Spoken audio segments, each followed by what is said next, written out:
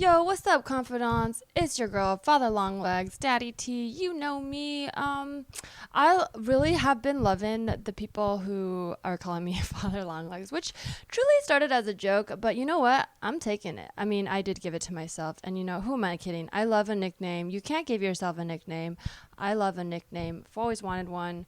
Ever since I was a kid, my dad, I think I've told this story on the pod before, but we have a lot of new listeners since we moved over to Hoo Ha Ha, and some of you may not know this story, but when I was a child, my dad really wanted to call me Terry, which I hated because, I don't know, this was the 90s. Terry was like, for whatever reason in my head, it was like a boy's name, which is like fine now. I think boys' names, what is gender, you know? But like, also, it just to me, maybe because I like knew one Terry, I feel like I knew a Terry who was actually not a boy. It was like an old woman.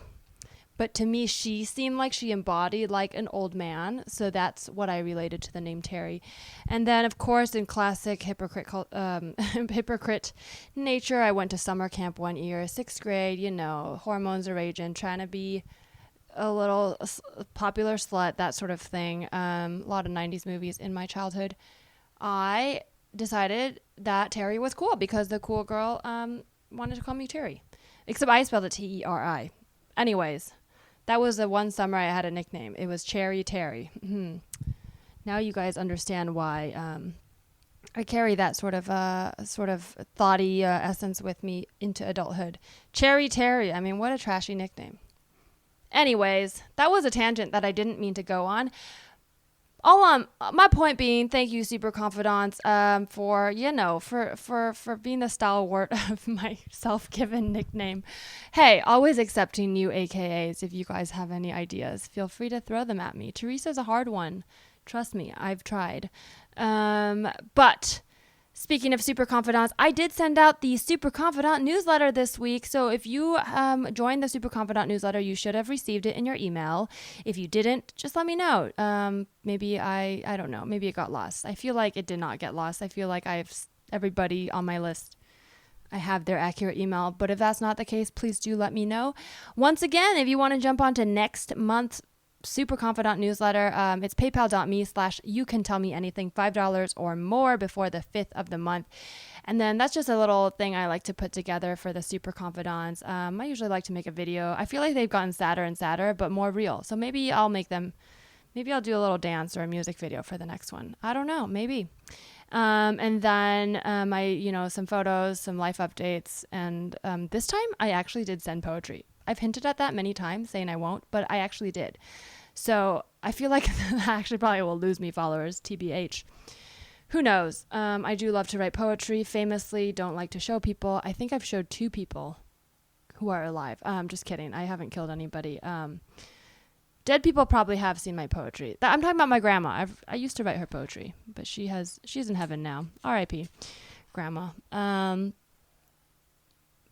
started this intro thinking I was going to keep it real short and sweet and totally sane, and it's already gone off the rails.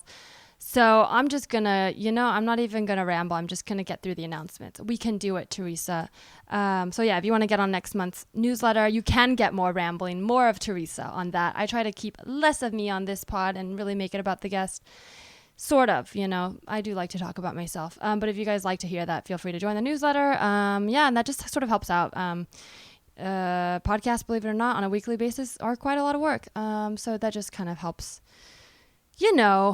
me a little bit, especially when I have to do maintenance with equipment and blah, blah, blah. Boring. Okay. But thank you, everyone who's been on the newsletter. You can come in and out. Anybody, I know sometimes I see people come in for a few months and then out and back in. So thank you, anyone who's ever joined, especially thank you to people who are constant supporters of the podcast. I love you guys so much. All right, that wasn't the announcement. That was one announcement. I have actual real tangible announcements. Here we go. Okay, this Sunday, May 17th, Sunday. All right, what am I doing on Sunday? I am hosting an Asian Pacific American island. There's a lot, I can never say it.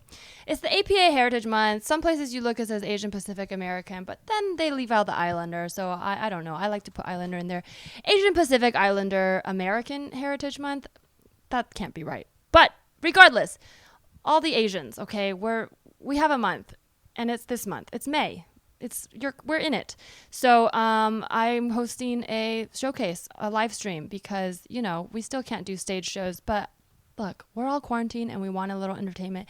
And there's some dope fucking performers that I want to just like, I was going to say show off, but it's not like they're my performers. I'm just hosting this really fun show. I thought it'd be fun. I think it will be fun. Got a killer lineup. It's a mix of, so it's not just comedy, it's actually drag performers and drag queens and comedians, all queer Asian performers. It's happening on Sunday, May 17th at 1 p.m. Pacific time, about an hour, so don't be late. I'm going to start on time because that is how the live works, okay? I am not late to live. Sometimes I'm early and then I stand there because I like attention, okay? And then I get 5 more minutes of your attention. Instagram.com/comedy quarantine. Quarantine is spelled exactly like it sounds. At comedy quarantine is the handle. And you can just watch for free as long as you have an Instagram account by logging into your Instagram and clicking on the stories button when we go live at 1 p.m. Pacific time. And that's going to be a lot of fun. We've got one of my favorite drag queens, Miss Shu Mai. Amazing dancer, so funny, and just what an all-around nice person. Fun fact, gave birth to Miss Shu Mai at my birthday party, a Frozen-themed birthday party, when we asked we asked her to perform in a Frozen. She did a Frozen drag dance, and that was the first performance ever. So have a lot of love for Miss Shu Mai, and we have a couple other drag performers, as well as comedians. It's fun. I'm not going to keep rambling. You can go on Instagram and look at the lineup, but that's Sunday, May 17th, 1 p.m. Yes, that's the middle of the day. It's a dim sum brunch. Fun. Okay. Speaking of comedy quarantine, I will still be hosting that Monday through Friday, 7 p.m. It's about an hour showcase, Pacific time. On that same Instagram account, me and my co-host Babs Gray do rotate, but if you want to know who's hosting, you can simply go to the Instagram, look at the lineups. We always show who's hosting, and then the other host who's not on live will be in the comments. So either way, if you want to hang out with me, just jump on in. Always a great lineup. So much fun. I love that show. And finally, Good Confessions will be coming back around this month. I feel like, to me, it's like a nice way to even just doing it makes me feel happy. But would love to hear your thoughts. Do you guys like it? Do you like the bonus episodes? Do you want different bonus episodes? Do you want more Teresa rambling conspiracy theory episodes? Or do you want less? I don't know. Let me know. And of course, if you have a good confession you want to send my way, tellmeanythingpod@gmail.com. About 2 to 5 minutes. You can record it on your iPhone notes or whatever. You know, it helps if it's like a .wav or .mp3 file, but look, I got technology. I'll figure it out. Yeah, that's about it. I hope you guys enjoyed this episode. I had a lot of fun talking to my old friend, Chris Calogero. He's a stand-up comedian in New York City. Because of the quarantine, I've been able to get more of my New York friends on this, which I love so much. And he's someone who really inspires me. He's been through a lot, and is just so positive, so happy, and just like one of the sweetest people. So I hope you guys enjoy this episode. All right, bye. You can tell her anything. She's a real good listener. You can tell her anything. Yo, what's up? It's your girl, Teresa. This is You Can Tell Me Anything. This is the podcast where comedians confess something they want to get off their chest. I used to say that they never told anyone before, but then that's not usually true because we have big mouths. So I just say something that, you know, not a story you've told on TV, not a story a lot of people have heard, but it's okay if you've told your mom. But today we have a comedian I love so much. I'm so excited to have him on the show because he actually lives in New York City, but with the quarantine I've been able to get people from all over. He's so funny. He was recently featured in the New York Times for his videos. Chris Calogero, what's up? Yay, hello, how are you? I'm good. I mean, it's been a minute. I feel like we interact online, but it's been a minute since I've seen you, so it's so cool to see you on FaceTime. I know, I haven't seen you in a while. I mean, we used to always be pounding around the old Pine Box rock shop. I always remember, like, one New Year's Eve we went to watch the Hold Steady, and it was just, like, the Oh, so, yes. I think it was your idea actually, but it's like a very dad rock is how I would describe it.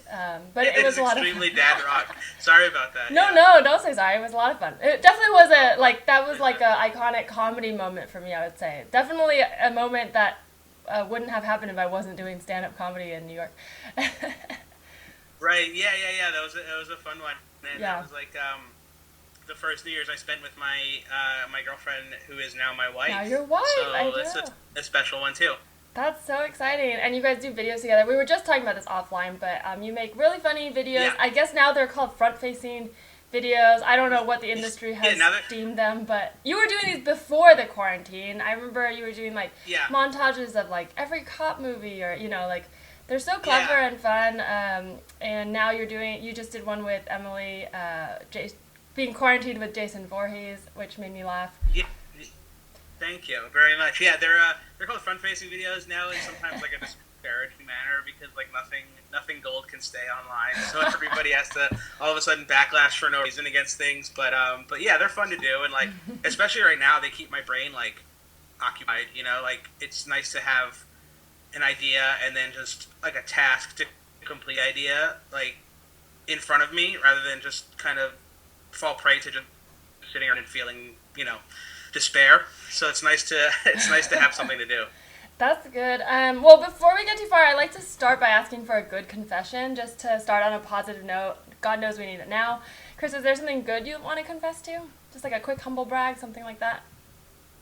I mean, you did it. I got featured in the New York Times a couple weeks ago, which actually feels like 3 years ago now. But it was like towards the beginning of the quarantine, where somebody reached out and asked for my information and stuff, and said I was going to be featured, which was very cool. And I saw it online, which was like awesome. And then on the Monday paper, the hard copy in the art section, like my picture was like on the cover of the art section on the top banner, nice. which was like I was just very excited to share like newspaper space with the crossword puzzle. That was like a real Did you buy treat for me. copies and frame them? I have it. It's in like my box of my box of brag, basically, like stuff where I've been featured, or That's stuff awesome. that people have sent me, or things. So yeah, it was a fun one. That's so cool. Yeah, the videos, I know you were doing them before, like, and you were saying just now how you just come up with them now and you can just do them. Like, how much, like, do you sit down and plan them ahead, or are you like, okay, I can just do this right now, and like, I have all day since we're home, let's just go make one right now. Like, how much writing are you doing in terms of like preparing, like, I have a slate of videos I gotta do, or is it just kind of like whenever you want to do them? Yeah, like it's kind of like a mix of everything. Like I keep a running list on like a Google Doc of ideas, and in my my notes app on my phone. And then if one like really like if it's kind of like stews in my brain, and like I feel like that will be good, and I will write like a few lines for it. And then I'll start filming it, with my phone, and then I'll allow myself to just riff a little and find some new things, and so it becomes like a mix of like having the idea, writing a few lines, and then allow myself to play within the confines of the lines that I've already created, and then editing out anything that I think is dumb or doesn't work. So it's a fun mix, especially like that's kind of how I do my stand-up too, which is it's very loose. But the thing about doing the videos is like I can cut out anything that is too loose, and like didn't work, rather than wait till the next time I get on stage to figure it out. So the editing has really become kind of fun to find new jokes and punchlines in there. That's so cool. I know, I love that. I feel like I turned this into a professional interview, and that's not what I meant. But no, it's fun because No. and I'm like, why do you do this? You're super professional. Well, it's interesting because I know a lot of people are getting into that now. And I'll say, like, I am the CEO of that company. I definitely was someone who didn't do a lot of videos in that sense before, but I have started playing around, because we do need our validation from somewhere. But I think it's really cool you were doing that before. I'm sure you've talked extensively about comedy stuff, so we won't spend too much time on that, but I'm curious about, in terms of, like, when you first started doing it, was it just, like, Was it stuff that didn't make it to the stage, or were you like, this has to be here? Like, what made you, because I know, like, you're established stand-up and you are great at stand-up, so what made you want to explore that medium in the beginning? Like explore the making the videos? Yeah, because this was before the quarantine. Yeah. And you were still doing stand-up. Yeah, so I honestly like have to give a ton of credit to this now defunct app that was called Laugh Exchange. I don't know if you remember when that was around. And they were like, they wanted to do short videos in like 15 to 60 seconds, and you would submit them, and then they would pick like 6, I think, and they would have whoever their users were vote on which ones were their favorites, and people would win money. And so I am notoriously bad at making stand-up tapes of myself, and B, didn't want to necessarily just chop up stand-up videos, and so I wanted to like test my brain and see if I could come up with something different. So I was already like trying to experiment with like a little character work on stage, so I just started making like different character videos instead of just submitting stand-up, and a couple of them hit and won me some money. And then the one I did that was like all the police chiefs in an action movie like montage that I put together, like hit on Twitter bigger than anything I'd ever put on Twitter, like ever. And I was like, oh, that was really fun. And so then I was just like, oh, I like inhale movies. Like when I was in high school, like all I did was like watch movies, so I had this knowledge base anyway. So I just started doing like movie cliches and characters that I love, and people that I like know are cliches, but I love anyway. You know, like the inspirational movie coach, or the jock from the 80s, like the movie jock from the 80s and stuff. And like I just like, it was fun. It's easy to do. It's not anything that is like I feel is too difficult in like taking away from anything else, basically, is what I mean. Like, it's just fun. I'm at home, I'm doing it, I'm like gonna make dinner, I can shoot video and people will enjoy it, and I've got fans off of it. So yeah, it just kind of started from there. That's awesome. I mean, I like that, like your humility when you say like, oh, it's not too hard, but so much of that is because like you've ingested all this pop culture and you have a foundation of comedy that it is easier, but I do, right. It is like, because I don't want to like downplay that, but I know what you mean. It's like that sense, it feels like it's accumulation of everything you have. But that's really cool. Yeah, because I think... it's a base, and I think... Oh, sorry, go ahead. Sorry. No, I was going to say, like, I think part of it is, like, Twitter can be so snarky, so I think sometimes I'm hesitant to be like, it's a cool thing. I'm like, oh, no, I know it's dumb. Yeah. You know, like, I enjoy doing it. I just, like, don't want to get caught up in, like, somebody's, like, snark timeline. Sure. Scares me. Yeah, God forbid we actually try to do the thing we want to do, you know, that's crazy. I know.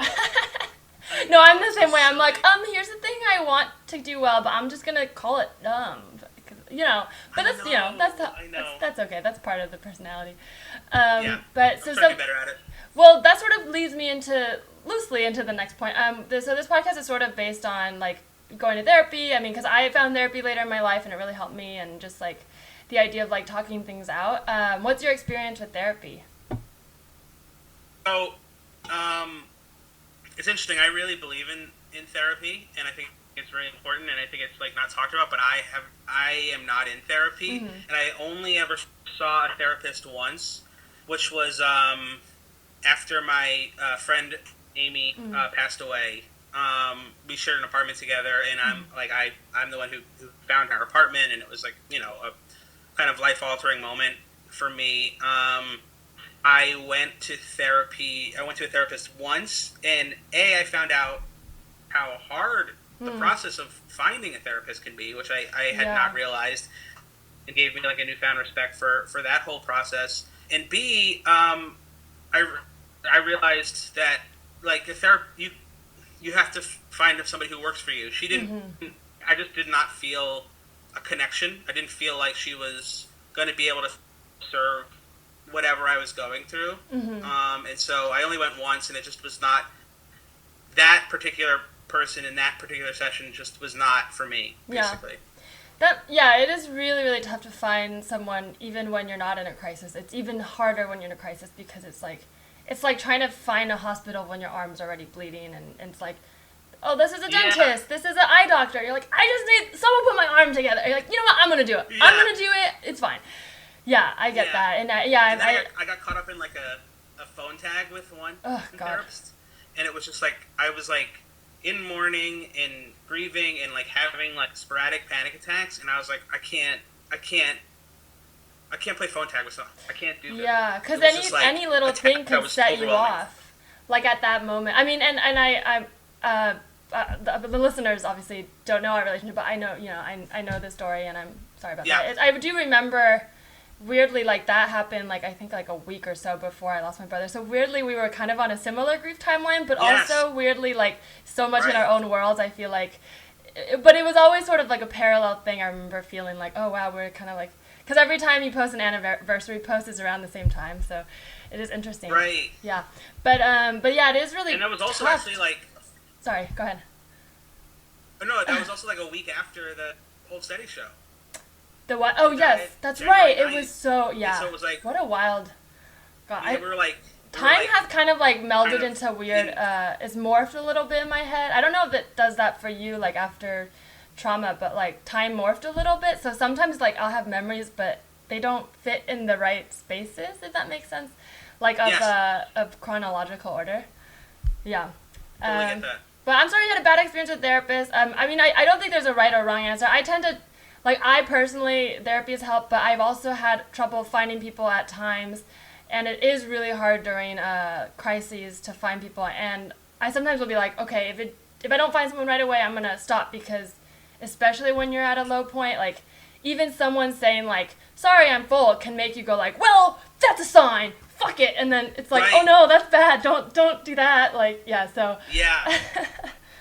Yeah, I never Um, want to be like, oh, therapy doesn't work for me, or Mm-hmm. like it just didn't work, and then I just was like, everything to trying to get to that point Sure. was such a process that it just like drained me, and I could not go through it again. And I think it kind of hurt me because Mm-hmm. I had some stuff to deal with that popped up like a year and a half later that I realized I was going through this bad time, and I was just like, oh, I just have like unresolved issues around grief and leaving the home that we lived in together, and you know what I mean, like starting new in Brooklyn, even though I'd been doing comedy in New York it was just all this stuff I realized was like, oh, it's just stemmed from not dealing with my grief in the moment when I probably should have.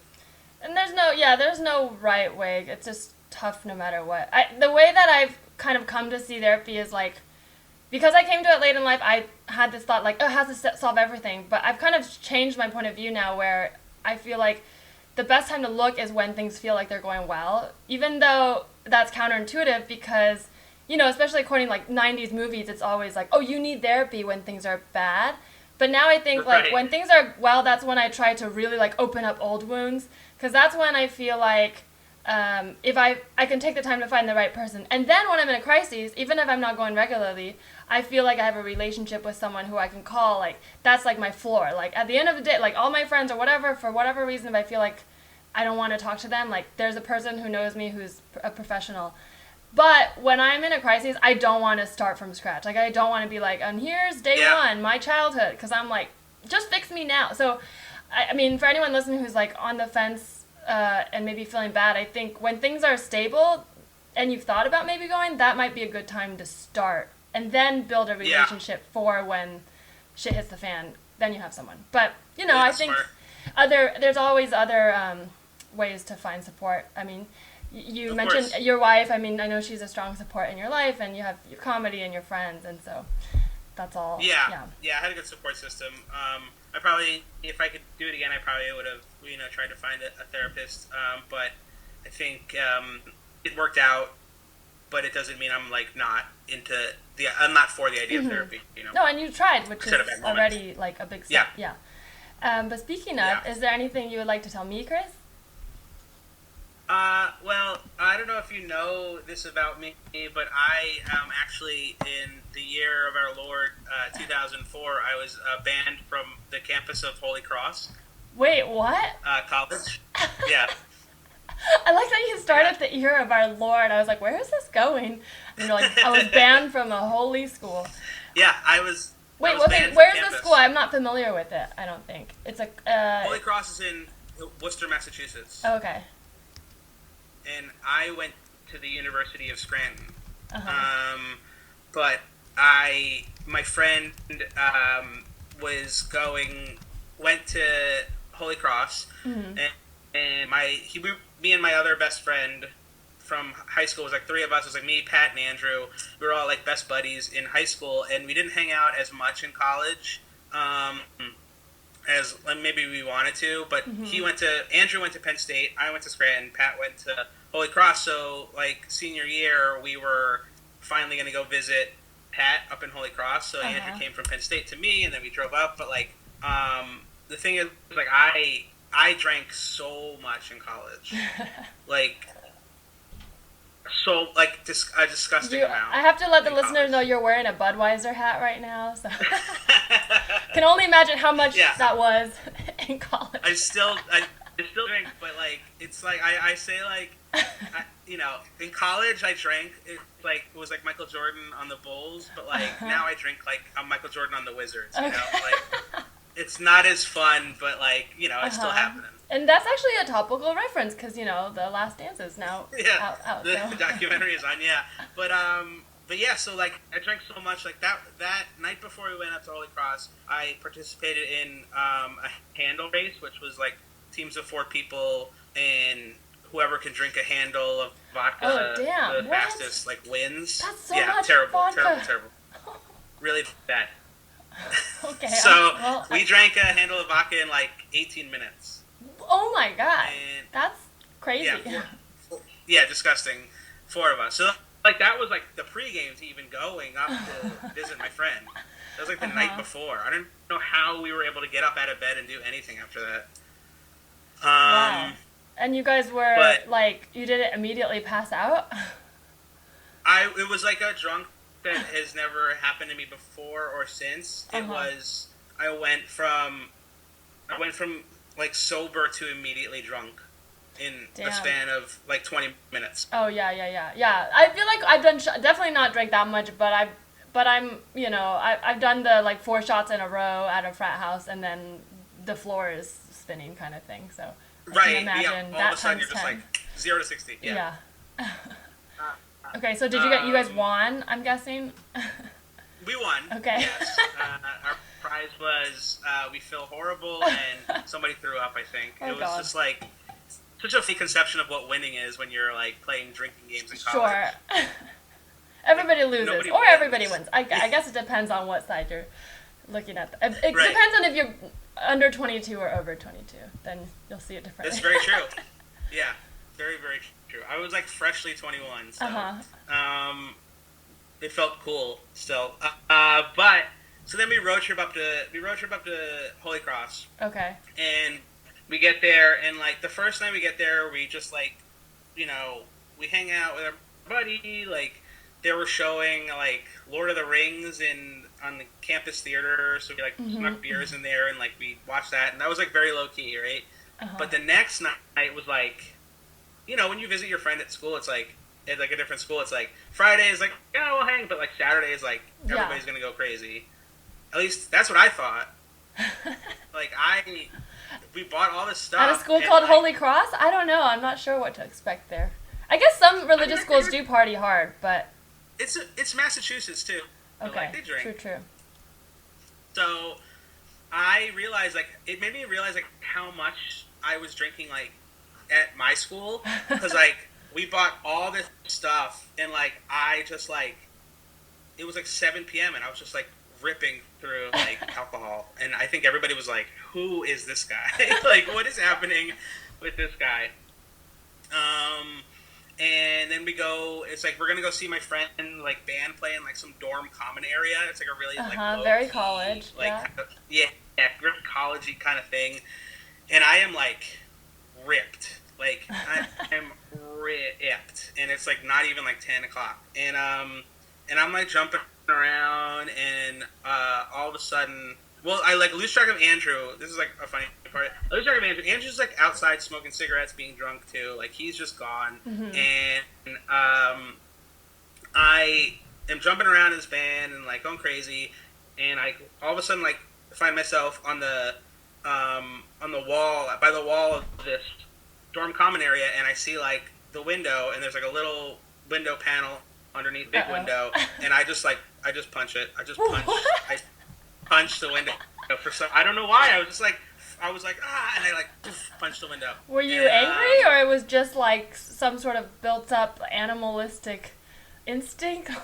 yeah, it's like a drunk like I can party, like look at me, okay. you know. I'm I can crazy. like I know it seems like serious. I can never explain. It feels like the way you're describing it, and because of like how happy and chipper you are, I'm like seeing a sitcom scene. Like that's what I'm seeing. Of just like and then we're like, what? Oh, the music stops and everyone turns around. We're like, what? Right, you would think, but the music did not stop, and nobody turned around, and I had just done this thing in this loud area, so nobody knew like what had happened. And I nobody saw you, so you were not even performing. You were just alone punching a window. Yeah, I was just alone punching a window. That was it. Yeah. And in college, look, I had like a lot of unresolved like self-loathing issues in college that I like took a long time to work through. But like, I'm sure that was part of it. Just like trying to be like, look at me, you know, like pay attention to me. But I looked at my hand, and my hand was just like now like pouring blood. Oh my god! Wait, was it like glass window? Oh, it was glass. Yeah. It Okay. was, I like punched through. Like a straight up pain, like you like broke the window. Yeah. Oh yeah. Okay. Yeah, okay. yeah. I went like punched through it Wow. and broke the window. And so, like, I'm now, like, bleeding, and, like, I'm, like, just, like, oh, I better go to a bathroom. You know when you're drunk and you're just, like, nothing is serious? Yeah, you don't really feel pain so much. And yeah. Oh, God. Well, I'm, like, getting, like, whoa.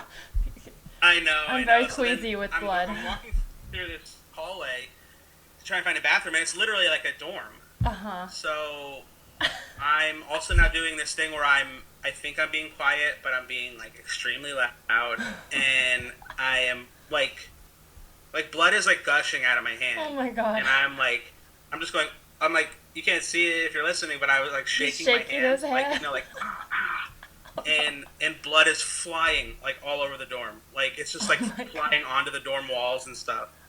And, I know.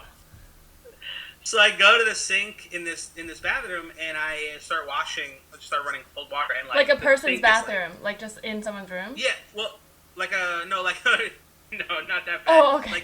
Like a shared. Oh, gotcha. Bathroom. Okay. And the sink is like just like filling with blood. 'Cause it's like as quick as water's coming onto my hand, like blood is coming out of it. You know. Oh my god! And at no point were you like, maybe I should go to the hospital or bandage it up? Had that thought cross your mind? I was thinking, like, oh, like paper towels, and then like kids on the floor woke up because they'd heard me, whatever, screaming and yelling, I'm sure, and they came and they were like, hey, do you need like a white T-shirt or something, dude? And I was like, oh, yeah, that'll help. I look Dumb and Dumber, where it's like, oh no, we gotta do something. Here, take my shirt. Yeah. So I like wrap a T-shirt around, it's like bleeding. Oh my god. So then all of a sudden I come out of the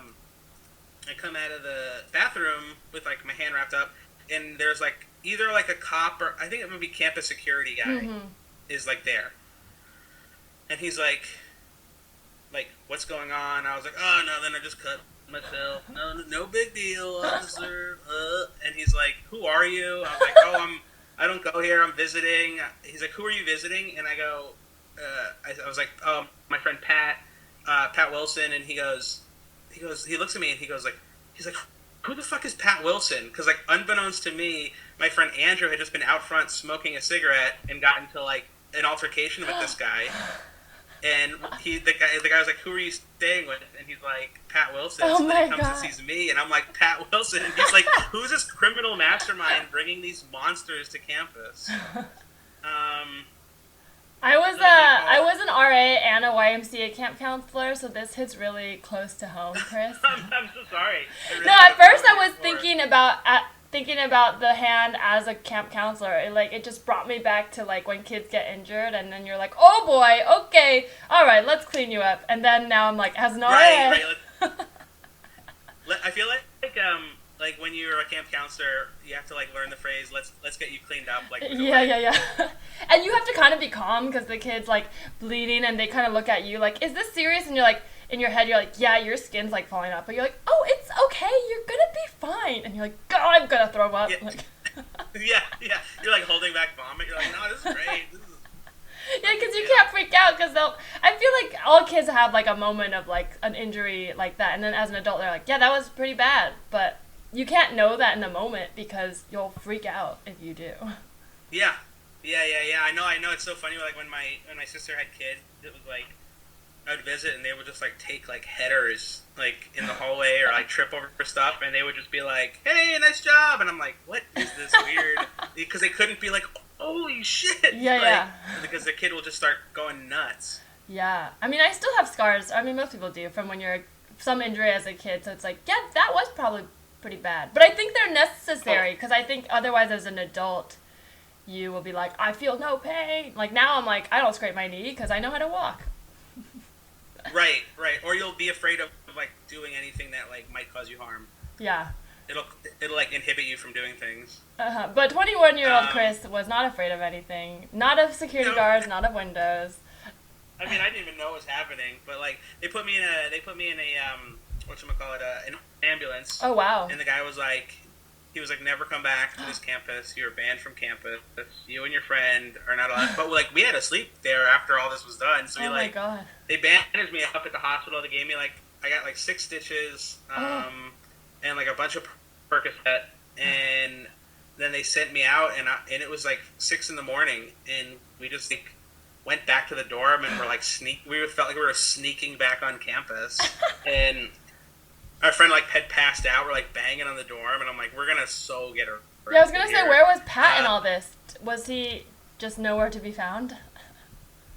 You know, but it's gonna make me sound like a million years old, but like we weren't using cell phones. That's right. So yes. Things were different. It was just like calling his dorm landline, and he was just passed out. Which I know it sounds like it sounds like a foreign language now, but.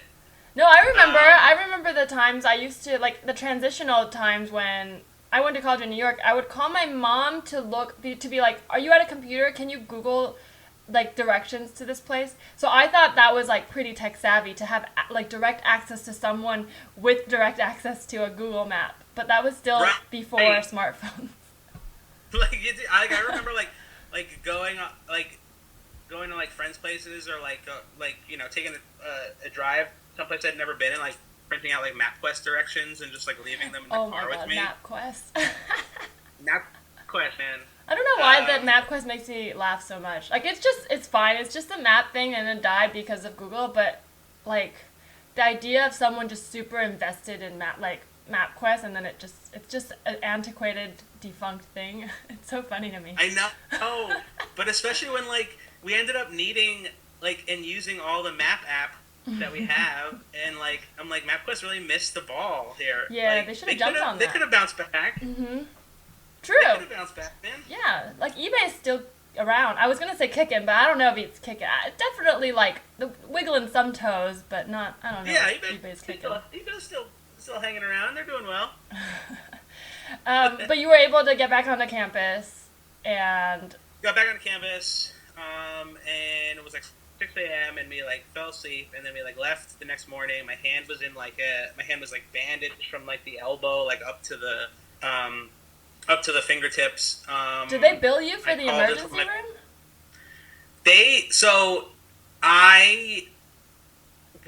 I got billed unknowingly for the ambulance.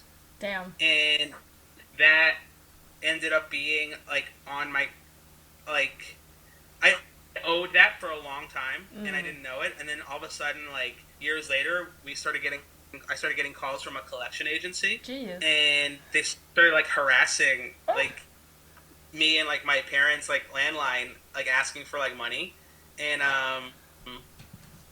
basically I just waited until they gave up. It ran out. Yeah, they gave up, and it came off of my credit report. Damn. I mean, that is crazy because it's like, yeah, how did they like with. Especially with college kids, it's like I'm sure they got your ID, but like it's not like you have like a permanent address you're gonna be at for years. Like you're probably at a dorm, like you're a guest. Yeah. also, that's why yeah, I I was out realized. delinquent for a long time. I mean, but that I is didn't the weird know thing it. about collectors. Not to like, I'm not one to give financial advice, so don't listen to me by any means. But this is just anecdotal. But by the time it's at a collector's, it's already like they bought that debt knowing there's a risk. So that's, I mean, Yeah. depending on where you are in life, obviously, again, do not take my advice. Do what you want. But like, if a collector's calling you and you know you're not like trying to buy a house, like you could probably let it go. I mean, I don't know. Because at that point, they picked up the risk. So they have bought it Right. at a lower price, knowing that there's a chance you might not pay back. So that's Right. just something They to also think like about. They also like so I think I had moved out by the time they were calling my parents' number, which must have been the number that I gave on the medical form. And so my parents like had to figure out like, oh, I think this is for. They got the name of the company, and they're like, I think this is for that ambulance you took when you were in like Worcester, Massachusetts. And so I looked it up, and I was like, oh yeah, it's them. And they were like, my parents were like, look, if they call back, like Dad's just gonna say that he's you, and we'll just like tell them basically like we're not gonna pay or whatever. But then my mom picked up, and the guy like berated me to my mom. He was like, oh, like Chris can't come to the phone when he like has to have his mommy fight his battles for him. Is that the kind of person he is? And my mom was like, who are you? Oh my god.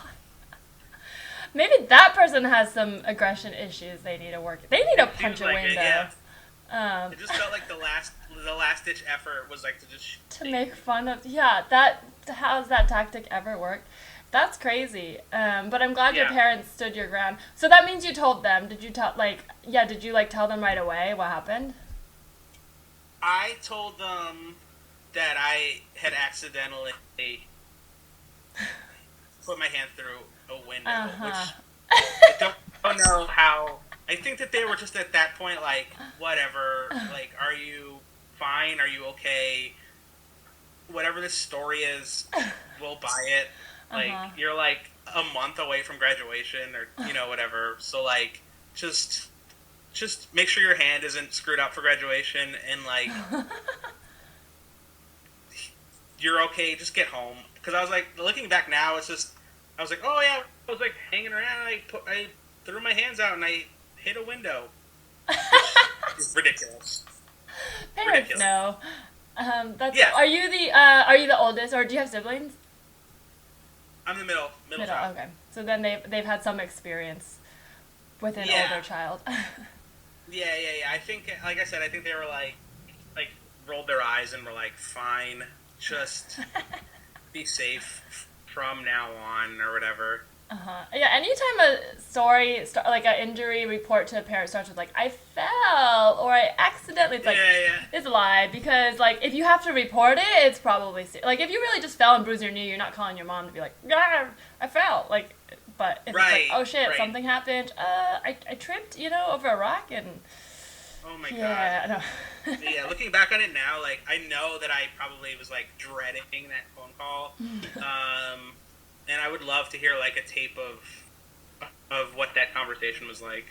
Did you get injured a lot as a child? Like, were you a clumsy kid? Not really. Like, I broke my pinky once, and I would take some headers every now and again. But like, I wasn't necessarily clumsy. I think I've like hurt myself more as an adult than I did as a kid. Did you ever? Okay, this is a slightly like, it's not really leading and it might not go anywhere. But you were talking about like at the time you had like unresolved anger issues, and wanting attention. Like as a kid, did you feel like you would get more attention if you were like something was wrong, and would your parents give you more like love and attention at times like that? Like, do you feel like secret? It might be no. I'm just curious. Sometimes it's like you as an adult you'll like play out those patterns of like, oh, if I'm hurt, then people will come to me and check in on me. Like, did you have that at all with your parents, or were you more just like, I don't want them involved in this scenario? I was more like my family is very loud, and they talk over each other, and they kind of you can get lost in the shuffle very easily of like at like a big like a family event, or even kind of like a dinner, and it's all like people want to talk and they're excited to talk to each other and say things, but like especially when I was a kid, I would just kind of not be able to get in there, and especially like when it was like everybody, like a big family gathering, I would just kind of like feel like I couldn't say anything, and then like if I started, I would kind of get like run over by words. And so now if I think the one thing that is residual is like if I'm talking to somebody and they're like a person that is always like cutting you off, I get like I just like recede away from the conversation and just be like, all right, I'll just be a quiet person then. Oh wow. I mean, that like rings true for me because in different ways I feel like I'm often cutting people off, and that's something I've worked on as an adult. But as a kid, well, I grew up in a similar family, but I'm the oldest, so I do feel like I like in that pull of power, I kind of like asserted myself more. So then I did feel like as an adult I had to do that, and then it took me a while. Like it took people who I trusted and like I had healthy relationships with to tell me like, hey, you do this thing where you interrupt, like in a way that wasn't mean but just pointed it out, and that helped me think about it, because I was like, oh, I don't need to do this with everyone as an adult. But it was residual too, of feeling like if I don't like quickly cut you off, I'm never gonna get a chance. So that's interesting to say that. Yeah, I'm kind of like the opposite. Like I just like if we're like hanging out in like a group dynamic and I can't like get in there, I'll sometimes like really like quiet. Every now and again I'll go like over the top if like I'm trying to like make people like me or something. I'll be like and like I will get a little cut offy. But I think it's like sometimes a push and pull of just wanting to make sure that my voice is heard, because like it makes me crazy like if people aren't listening to me at all. You know what weirdly helped me with this is podcast. I know that sounds like the nerdiest, lamest thing, but when I like before I started doing my own podcast, I'd like guest on podcasts, and the first couple I did, because I used to work at Cracked, which is like it kind of still exists, but not in the same way. It's like a comedy website, but they had a podcast where multiple guests would be on, and the first couple times I did it, I would try to like say funny things, but I was so nervous about getting a word in that once I like said a thing and it worked, I kind of like back off. And I got comments saying like, oh, Teresa's funny, but like we never heard her much. And then listening back, I was like, oh, this is how I am in conversations too. So then I kind of tried to actively just be more present. And it took a long time. I don't know that I'm fully there, but I've gotten better in just being present instead of being like, how can I say something and then, oh, I did the thing. Okay, what's my next thing, you know? Now I just try to be like, where are we now, you know? Yeah. It's hard sometimes to break, especially when you're trying to like fit in, and especially when you're doing, comedy stuff and you're trying to be entertaining, but like making sure that you're listening and not just waiting to talk is like such a big difference. Yeah. That's so interesting. Well, I wanted to say one thing about your story of walking down the halls with blood, because I don't know if you ever got told like these like urban myths when you were going to school of like, oh, I heard like, okay, let me explain. Like people before I went to school would say things like, oh, you got to be careful when you go to when you stay in dorms, because like I heard like so-and-so's cousin once was sleeping and then a man walked in and peed on her, like things like that, Right. And I remember my mom told me something like that, or as an aunt, something like that, where like a stranger walked in and just like peed on her bed. Now hearing about that, I'm like, that probably did happen and they were probably drunk, but at the time I was like, that didn't happen, no way, you're being paranoid. Yeah. And when you told me your story, I'm like, oh my god, you are the guy. Like, you're the guy someone's telling a story to about. Like walking through the hall bleeding. Yeah. Like somebody's like, there was this just drunk dude, like, fling blood all over the hall. Like, I'm sure it was there for like a bunch of days.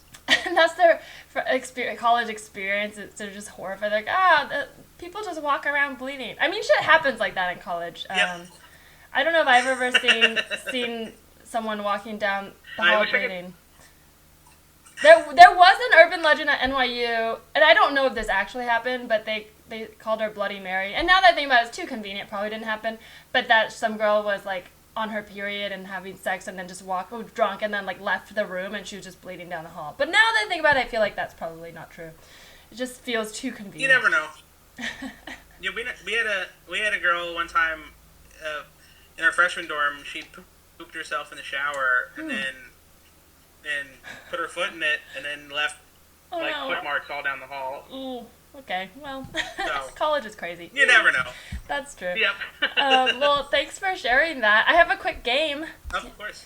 Okay, Yes. so this game is called Twist on a Twist. It's inspired by your love of movies, because we talked about it earlier, but you watch a lot of movies. You're very good at like kind of like summarizing tropes, and you have a good your thumb on the pulse. I feel like I'm bad at idioms. Is that the one I'm looking for? You No. have your thumb on the pulse of like, you know, movie tropes and that sort of thing.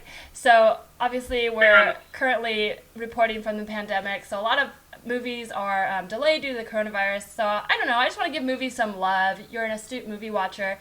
And there's a lot of Yeah. movies that have like sort of big twists, you know, the classic "It was you all along," or "I was dead all along," or my personal life twist of "I was dead inside all along." So in this game, I'm gonna give you a classic movie and the twist. I guess spoiler alert: most of these are ones that have been out for a while, so I don't know if you haven't watched them, you probably won't. But if for some reason I say one, you're like, don't tell me, then we'll move on. So I'll give you the twist, and then you give me the modern day twist on the twist, like what it would be in 2020 now. So it's really just a Okay. fun thought exercise, but if there's any you want to skip or that doesn't inspire you, just say skip, and then we'll No. move on. Yeah. Cool. Okay, we'll start with the simple one, Sixth Sense. So the twist is a psychiatrist is working with a patient that can see dead people, but then realizes he's the dead one. So what's the twist on the twist?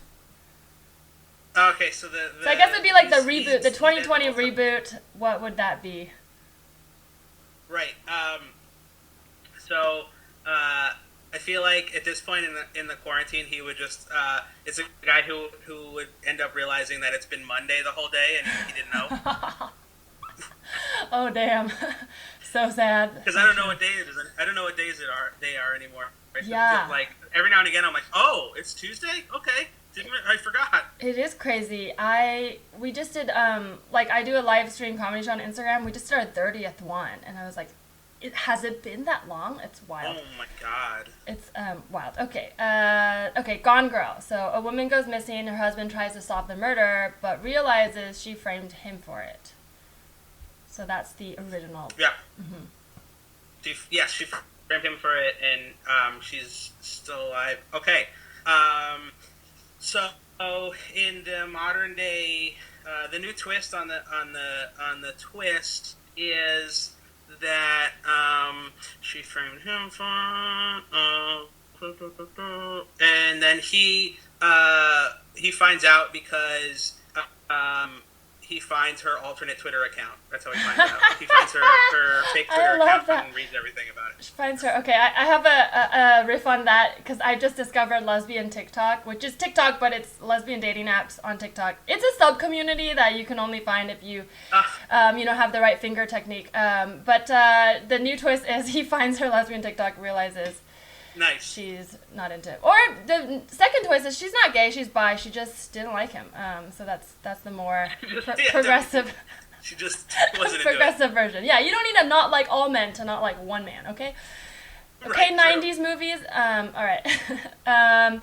This one, okay, American Psycho. You know this one? I don't want to give it away if you have. Okay. This is like an old, I feel like these are old. Okay.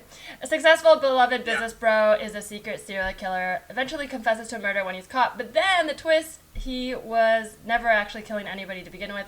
It was all in his head. So that was the original. Right. A controversial twist, to be honest. Yeah, kind of, Some people because a little torn. like, is it like fantasy? What's that? Wish fulfillment fantasy for real serial killers? Because I don't know. It's directed by a woman though, so. So in this one, he ends up. He's an incel who thought the whole time that he was having sex with women, but he actually wasn't. He was in his parents' basement, in a VR machine or something. Oh my god. That's so funny. Oh my god, I love that so much.